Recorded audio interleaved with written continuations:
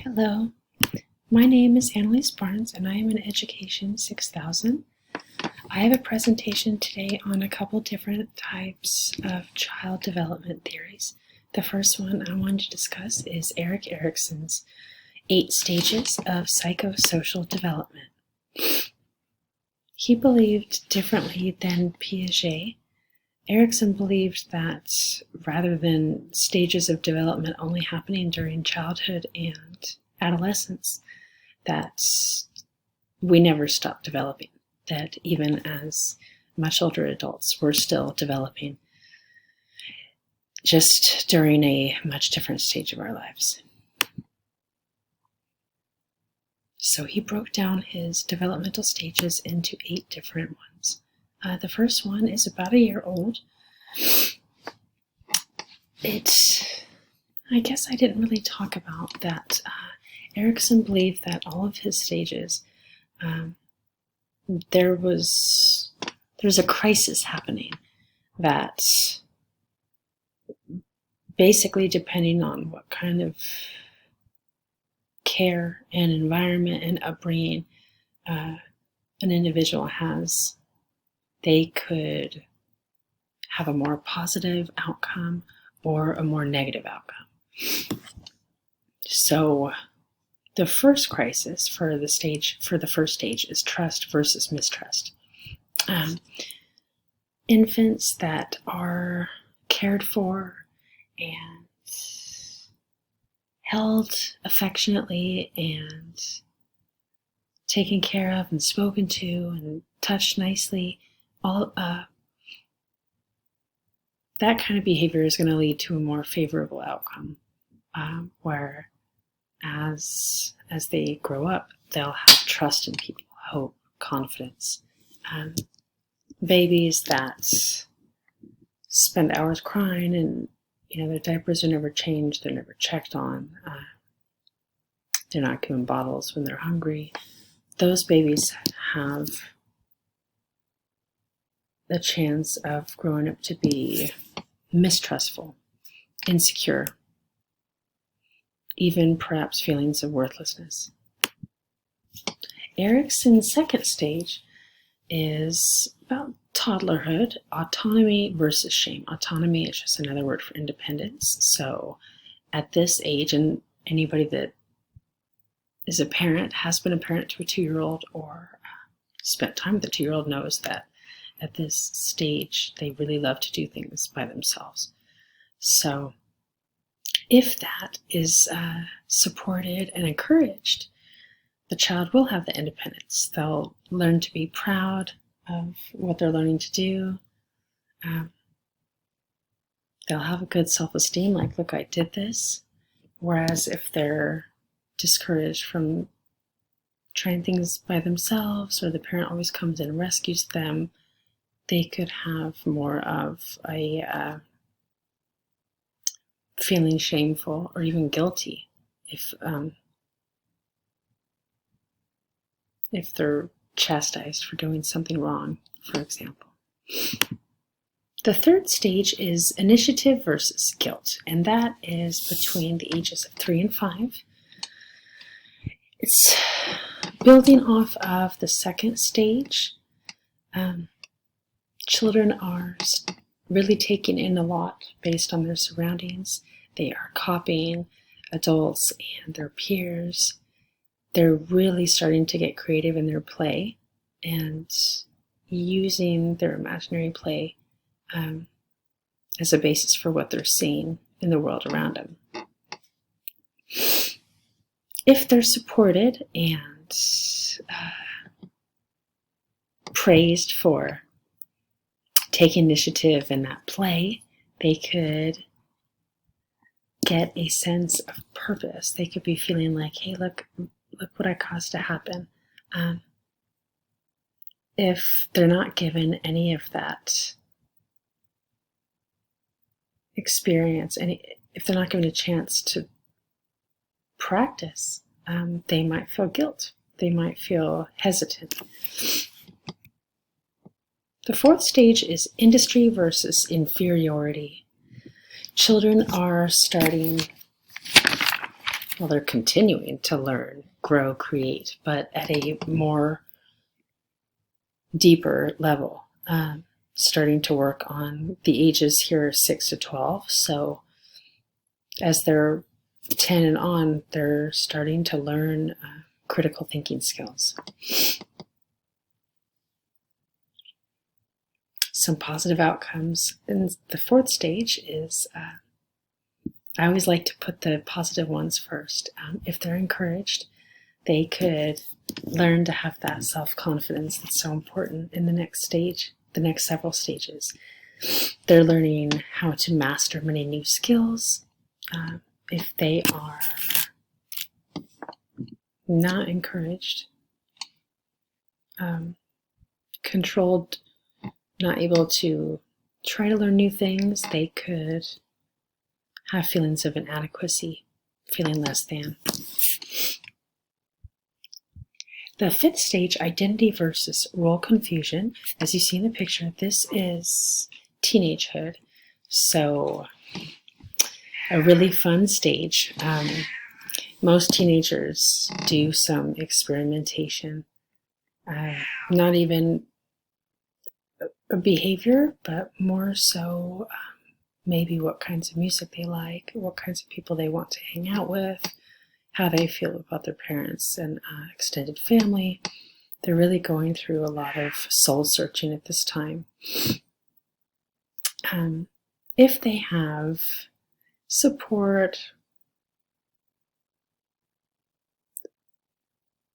really family that listens, understands this is a hard time, they could, some positive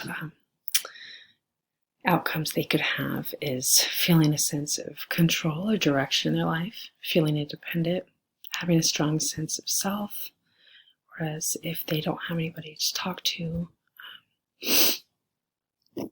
they don't have that support, they could just have confusion about what's next. What am I going to do when I leave my parents' house? They could be disappointed, uncertain. The 6th stage, Erikson referred to as intimacy versus isolation, and the age range for this one is a very wide range. It goes from when you're at high school, 18, all the way to 40. During this time, as we know, a lot of people are on the path to finding love, companionship, not even necessarily romantically, but friendships, people that have roommates that they care about, friendships that they've kept for many years. Really, it's about these connections that they're having.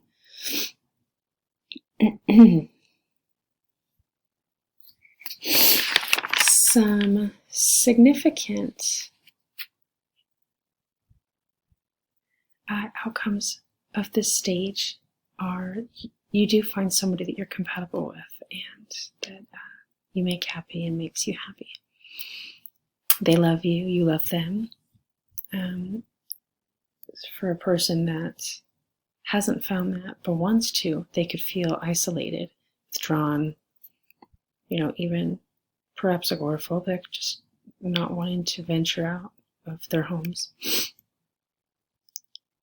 Stage 7 is Erikson referred to as generativity versus stagnation, and this age range is 40 to 65. Generativity refers to wanting to leave something with the future generation, making your stamp on the world. So during the 7th stage, really it's the start to self-evaluation, I think. It's looking at your life and thinking, am I doing what I wanted to do? Do I have the family I want to? Am I setting myself for retirement? Intrinsically, am I working on myself the way that I wanted to work on? The big question in stage 7 is, how can I contribute to the world? Some possible outcomes for this one are love, care. Less favorable outcomes if you feel like you don't have that fulfillment in what you've worked on. You could feel sort of lost, like your life didn't really have a meaning. Inactive sad. Stage 8 is the final stage, and Erikson referred to this one as integrity versus despair. This one goes from 65 and on. Just to piggyback on stage 7, stage 8 is, again, a time of evaluating things, self-reflection. Did I live a meaningful life? Do I feel wise? Did I learn from my mistakes? Some possible outcomes during the final stage of our lives that he believed in is, are we fulfilled? Are we content with the decisions we've made, the paths we've taken? Do we feel bitter? Do we feel despair? Do we feel disappointed?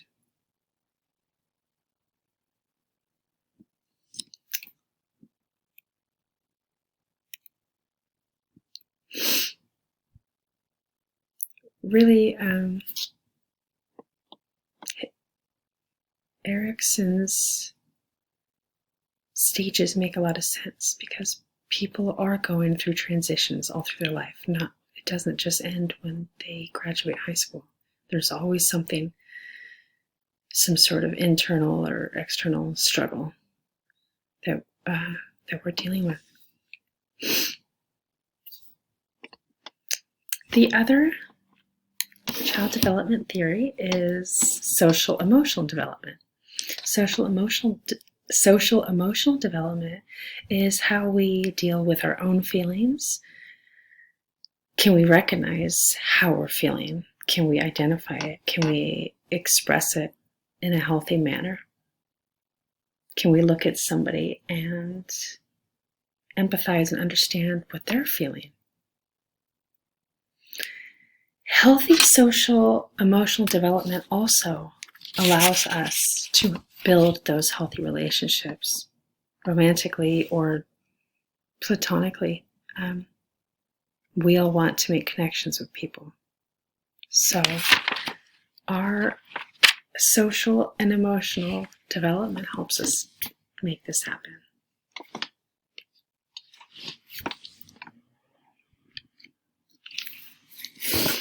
Some words that are related to social emotional development: responsive caregiving, emotional security, temperament, emotion regulation, impulse control, social understanding, affective, empathy, self-efficacy, and sense of self.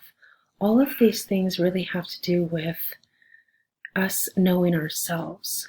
If we know ourselves and the way that we're feeling, and how to, for self-efficacy, how to believe in ourselves and never give up and keep focused, stay focused on our goals, all of those things are going to help us build positive relationships with other people. Emotion regulation.